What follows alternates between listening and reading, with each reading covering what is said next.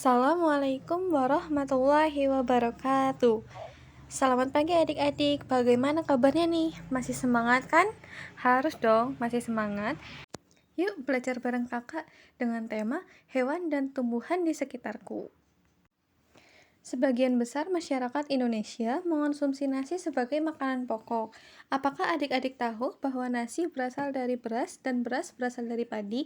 Yuk kita sama-sama belajar mengenai padi. Padi adalah tanaman yang sangat penting di Indonesia. Padi menghasilkan beras. Banyak penduduk Indonesia yang mengonsumsinya. Padi dapat tumbuh di daerah panas dengan curah hujan yang tinggi. Daerah utama penghasil padi adalah Jawa Barat, Jawa Timur, Jawa Tengah, Sulawesi Selatan, dan Sumatera Utara. Karawang, Jawa Barat, dikenal sebagai lumbung padi nasional. Pertumbuhan padi dibagi menjadi 3 tahap besar. Pertama-tama, benih atau biji padi dimasukkan ke dalam karung goni dan direndam 1 malam di dalam air mengalir supaya perkecambahan benih terjadi bersamaan. Selanjutnya, benih-benih ini ditanam di lahan sementara. Bibit yang telah siap dipindah tanamkan ke sawah. Biji atau benih tadi akan tumbuh berkecambah hingga muncul ke permukaan. Bakal akar dan tunas menonjol keluar. Lalu, batangnya memanjang. Petani juga mengairi, memberi pestisida dan pupuk pada tanaman ini. Selanjutnya, tanaman padi berbunga hingga gabah matang, berkembang penuh, keras, dan berwarna kuning. Gabah adalah butir padi yang terbungkus dalam sekam atau kulit padi. Gabah ini nantinya yang akan dijadikan benih lagi. Tahap pertumbuhan padi berlangsung antara 110 hingga 130 hari. Setelah panen padi, gabah ditumbuk dengan lesung atau digiling, sehingga sekam atau kulit padi terlepas dari isinya. Bagian isi inilah yang berwarna putih, kemerahan, ungu, atau bahkan hitam yang disebut dengan beras. Nah, akhirnya kita sudah sedikit belajar mengenai padi. Selanjutnya, ayo kita sama-sama jawab pertanyaan berikut ini. Apa isi bacaan di atas? Saya ke tahap pertumbuhan tanaman padi. Ya, benar sekali. Pertanyaan selanjutnya, mengapa tanaman tersebut penting bagi masyarakat Indonesia? Karena sebagian besar masyarakat Indonesia mengonsumsi nasi sebagai makanan pokok, Kak.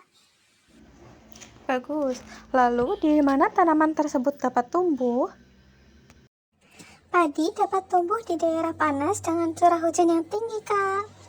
Oke, bagus sekali. Berapa lama proses tanaman tersebut? Tahap pertumbuhan padi berlangsung antara 110 hari hingga 130 hari, Kak. Ya, bagus sekali. Untuk pertanyaan terakhir, apa yang dimaksud dengan gabah? Gabah adalah bulir padi yang terbungkus dalam sekam atau kulit padi. Ya, benar sekali. Akhirnya, 5 pertanyaan sudah terjawab dengan benar ya. Kita sudah belajar tentang bagaimana padi tumbuh. Selanjutnya, marilah kita isi diagram berikut berdasarkan bacaan di atas yang telah kita baca. Nah, dari diagram tersebut ada 3 gambar. Yang pertama adalah gambar benih yang telah direndam selama 1 malam di dalam air dan kemudian ditanam di lahan sementara. Dan untuk gambar yang kedua yaitu biji yang akan tumbuh. Bakal akar dan batang telah menonjol keluar, lalu batangnya memanjang. Dan gambar yang ketiga adalah tanaman padi yang berbunga hingga gabah matang, berkembang penuh, keras, dan berwarna kuning. Jadi, kurang lebih seperti itulah proses pertumbuhan padi adik-adik. Nah, adik-adik, karena nasi merupakan makanan pokok kita sehari-hari dan nasi berasal dari padi, oleh karena itu kita harus mempertahankan padi agar tetap dapat dinikmati oleh masyarakat Indonesia. Berikut adalah beberapa cara untuk mempertahankan padi agar tetap dapat dinikmati oleh masyarakat Indonesia. Yang pertama adalah menjaga bibit agar dapat ditanam kembali. Yang kedua adalah menjaga lahan pertanian. Jangan sampai lahan digunakan untuk kebutuhan lainnya, misalnya untuk dijadikan dan mendirikan bangunan. Dan untuk yang ketiga adalah menjaga kebersihan lingkungan sekitar. Sampah akan menyebabkan banjir, dan apabila banjir terjadi, maka tanaman padi tidak akan tumbuh. Yang keempat adalah saluran air dijaga agar tetap mengalir. Dan yang terakhir adalah penggunaan beras yang tidak berlebihan. Jumlah penduduk yang meningkat akan meningkatkan kebutuhan yang besar terhadap padi. Penggunaan beras sesuai kebutuhan akan sangat membantu. Jadi, adik-adik kalau mau makan, ambil secukupnya saja ya, jangan berlebihan dan jangan kurang juga. Jadi, nanti tidak sayang berasnya. Nah, adik-adik, yuk sama-sama kita menulis 5 pertanyaan dari gambar di atas. Yang pertama adalah, apa saja jenis pekerjaan yang ada di daerah pantai? Dan yang kedua, mengapa penduduk daerah pantai banyak menjadi nelayan? Yang ketiga adalah, mengapa di daerah pegunungan banyak penduduk bekerja pada perkebunan? Dan yang keempat, apa saja pekerjaan yang banyak dilakukan penduduk di daerah pegunungan? Dan yang terakhir adalah, mengapa di dataran rendah banyak terdapat lahan persawahan? Dan untuk jawabannya, mari kita sama-sama mencari dalam bacaan berikut. Pertama-tama, mari kita amati 3 gambar berikut dan cari tahu apa sih perbedaannya. Nah, setelah kita amati 3 gambar berikut, dapat diperoleh perbedaan bahwa yang pertama, dari lokasi ketinggian. Perbedaan pertama dari dataran tinggi dan dataran rendah dapat dilihat dari lokasi dan ketinggiannya. Dataran rendah mempunyai ketinggian di bawah 200 mdpl di atas permukaan laut, sedangkan dataran tinggi mempunyai ketinggian di atas 200 mdpl di atas permukaan laut. Dan yang kedua adalah lokasi dan lingkungan sekitar. Dataran rendah kebanyakan berdekatan dengan pantai dan sungai, sehingga mudah terjadi banjir, sedangkan dataran tinggi berlokasi mirip seperti pegunungan dan perbukitan. Dan yang ketiga adalah perbedaan dari segi ekonomi dan sosial. Ekonomi pada dataran rendah lebih menjanjikan daripada dataran tinggi, terutama kegiatan industri perkantoran dan bisnis komersial.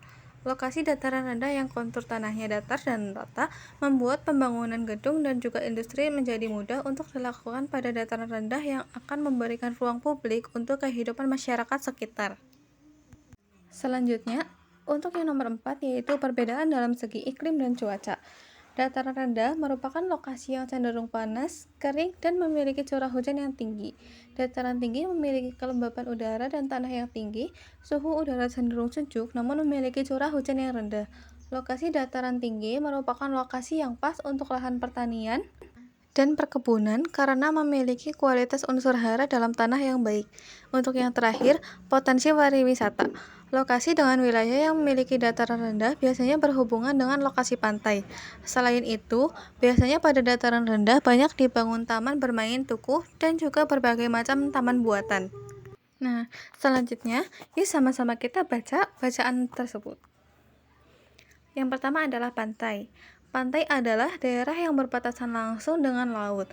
Pantai ada yang landai dan ada pula yang terjal. Pantai yang landai biasanya digunakan untuk objek wisata. Dan bacaan yang kedua yaitu dataran tinggi. Dataran tinggi adalah permukaan bumi yang ketinggiannya 500 meter di atas permukaan laut. Dataran tinggi biasanya dimanfaatkan untuk peristirahatan, objek wisata, dan usaha perkebunan. Dan yang terakhir adalah dataran rendah. Dataran rendah adalah permukaan bumi yang datar dengan ketinggian kurang dari 200 meter di atas permukaan laut. Pada umumnya, dataran rendah berada di sekitar pesisir pantai. Dataran rendah banyak digunakan untuk berbagai keperluan, di antaranya pertanian, peternakan, perumahan, dan industri, serta beberapa jenis kegiatan perkebunan, seperti perkebunan kelapa dan tebu. Nah, adik-adik, setelah kita belajar membaca bacaan tersebut, yuk kita sama-sama belajar mengisi kolom ini bersama-sama ya. Nah, yang pertama adalah dari segi lokasi. Pantai berbatasan langsung dengan laut, sedangkan dataran tinggi berlokasi permukaan bumi yang ketinggiannya 500 mdpl. Sedangkan dataran rendah lokasinya yaitu permukaan bumi yang ketinggiannya kurang dari 200 mdpl. Dan yang kedua adalah ciri-ciri. Pantai berbatasan langsung dengan laut. Dan dataran tinggi, ciri-cirinya yaitu ketinggiannya 500 mdpl, dan dataran rendah, ciri-cirinya yaitu memiliki ketinggian kurang dari 200 mdpl. Selanjutnya adalah sumber daya alam. Pantai memiliki sumber daya alam ikan, rumput laut, dan kerang. Sedangkan dataran tinggi memiliki sumber daya alam sayuran dan buah-buahan. Dan yang terakhir adalah dataran rendah. Dataran rendah memiliki sumber daya alam hewan ternak, sayuran, dan buah-buahan. Selanjutnya adalah manfaat. Manfaat dalam pantai yaitu sebagai objek wisata. Dan tinggi bermanfaat sebagai tempat peristirahatan, objek wisata, dan perkebunan. Dataran rendah bermanfaat sebagai pertanian, perkebunan, peternakan, dan industri. Dan yang terakhir adalah mata pencaharian penduduk. Pantai memiliki mata pencaharian penduduk sebagai nelayan dan petani tambak, sedangkan dataran tinggi bermata pencaharian sebagai petani dan berkebun, dan dataran rendah sebagian besar masyarakatnya memiliki mata pencaharian sebagai petani, karyawan, dan buruh. Nah, akhirnya pembelajaran telah selesai. Mari kita sama-sama mengucapkan hamdalah. Alhamdulillahirabbil alamin. Semoga ilmunya bermanfaat ya. Wassalamualaikum warahmatullahi wabarakatuh.